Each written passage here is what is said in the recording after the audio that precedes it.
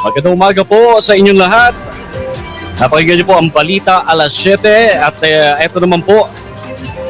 Papares ko na nabanggit ni kasamang Armand Galang kanina, makakapanayam ho natin sa linya ng telepono ang super ate ng Pilipinas, Senator Amy Marcos. Magandang umaga po, Senator Amy. Hello, Senator Amy. Good morning. Yes, good morning. You're loud and clear. Ayan po, magandang morning po, Senator Amy, ang super ate ho ng Pilipinas, naimbag na bigat niyo, Senator Amy. Yes, Kastamet. Kumusta na kayo dyan? Andito na ako sa Maynila, pero ang balita ko, andyan pa rin kayo sa Jensen. Opo, Senator Amy, tayo po ay live pong napapakinggan sa Vanguard Radio Network sa mga himpilan po ng radyo ng Big Sound FM at the Big Radio. Senator Amy, alam po namin na napaka-busy niyo po ngayong araw na ito. Sandali ang po interview at importante po ang aming itatanong. Yes, ano man yun? Yes, Opo. oo. Senator Amy, maiba po ako, no? Pag-usapan ho natin itong mga pensyon o ayuda. Yung mga pension po para sa mga indigent senior citizens, na-delay po since 2022. Yung mga payment po ba nito, magiging retroactive, Senator Amy? Hindi kaya maging retroactive. Mhm. Ito yung problema. Sa totoo lang, marami tayong utang sa mga lolo at lola. Hindi lang 2022. Maraming hindi kasama. Nauna pa dyan yung mga nung 5, di ba? Nung una kasi 500 pesos kada buwan ang dapat tanggapin ng ating indigent seniors. Yun yung umpisa eh. Pero miski yun, hindi naman na-covered lahat. Kaya marami pang utang doon. Pagkatapos noon, nung 2022, tinaasan pa sa batas ng 1,000 ang lahat ng indigent seniors. Wala na naman nakatanggap halos. Kukunti lang nakatanggap. For the first time, ang magandang balita, for the first time, 2024, ibibigay na yan ng buo. Yan, kaya maganda naman yan kasi mabibigay ng buong buo na yan at 1,000 kada indigent senior per month. Kaya nga lang, yung retroactive, hindi kinaya. Pinagpipilitan ko. Sabi ko, yung utang ng matatanda, tumatanda lalo yan. Kawawa naman. Sabi ng budget, hindi na kaya. Pero at least 2024, sakop na lahat. Ayun, sakop na ho lahat ng 2024. Natatandaan ho natin, Senator Amy, yung isa sa Caraga constituents po, na-receive na ho nila yung pension nila para sa mga indigent senior citizen. Kailan po ba mag-uumpisa ito sa mga ibang probinsya? Well, lahat ng probinsya covered na for 2024 pero unhappily, yung sinasabi ninyo na retroactive, tinurn down ako, sabi hindi daw sapat yung budget natin para doon. Pero at least 2024, makakaasa kayo, tuloy-tuloy na yan. Kung saan kayo nakatira, yan ang ibibigay kapag nasa listahan kayo. Kaya magpalista tayo, lahat ng EPSCA, OSCA, lahat ng LGU, magsumigatig tayo na ibuo yung senior citizens listing. Isa pa, masabi ko, nung isang linggo, pinirmahan rin ni Pangulo Bongbong yung ating Expanded Centenarians Act. Dati, 100,000 ang tinatanggap ng 100 years old. Naisip ko, kawawa naman. At alam naman natin, ilan lang naman naapak ng 100 years old. Kaya't in-expand namin. 80 years old, may regalo ng 10,000, tapos 85, 90, 95, kahit pa paano, konting pagkilala at regalo galing sa gobyerno.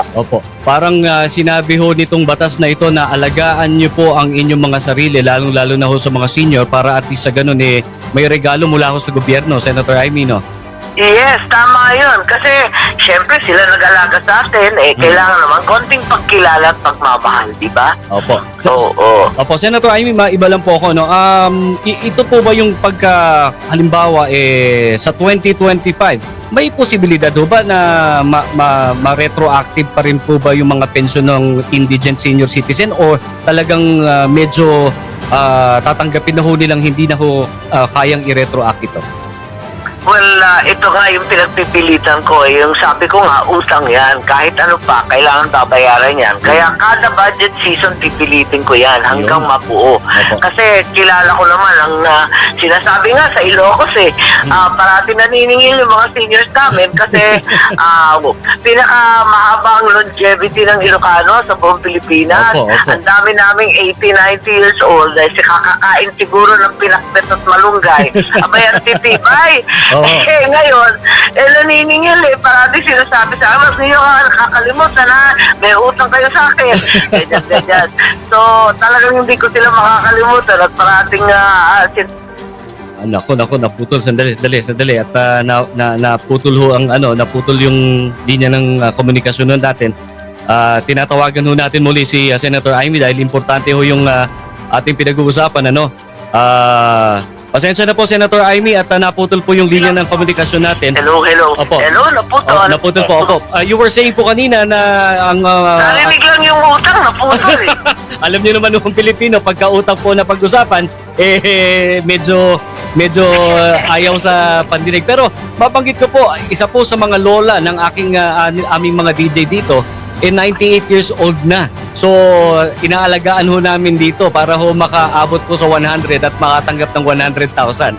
Ang galing, panalo yan. Yung nanay ko, 94 years old. Wow, Ang pinagpipilitan niya talaga, sa sinasabi nga niya, 95 ako unang tatanggap dyan. Kaya tuwa nga ako sa mga lola, cute na cute nila.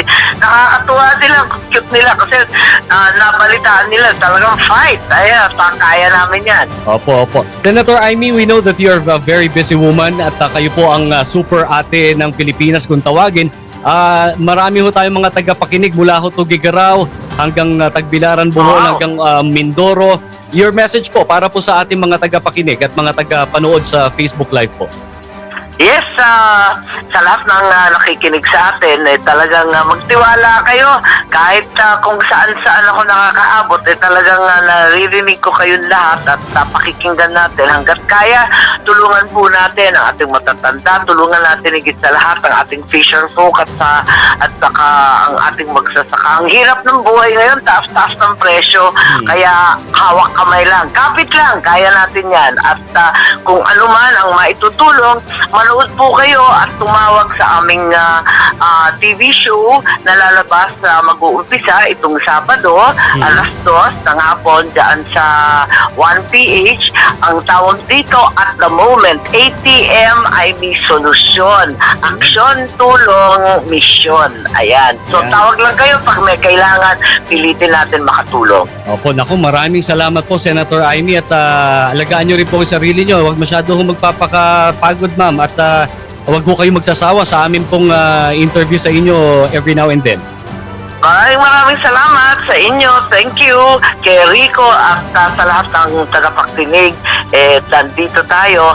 Happy Wednesday. Ayan, middle of the week na. Nakaraos na kahit paano. Salamat. Salamat po. God bless po. Senator Amy Marcos, magandang umaga at maraming salamat. At sa oras na ibinigay ng ating super ate ng Pilipinas.